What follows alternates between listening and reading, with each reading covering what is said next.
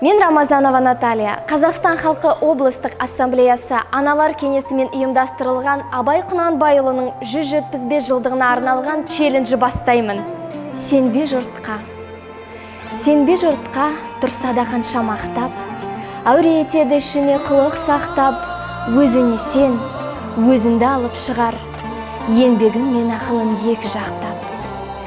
Өзіңді сенгіштікпен әуре етпе, құмарпаз боп мақтады қуып кетпе. Жұртпен бірге өзіңді қосалдасып, салпылдап, сағып қоған бойыңа еппе. Қайғы келсе, қарсы тұр құлай берме.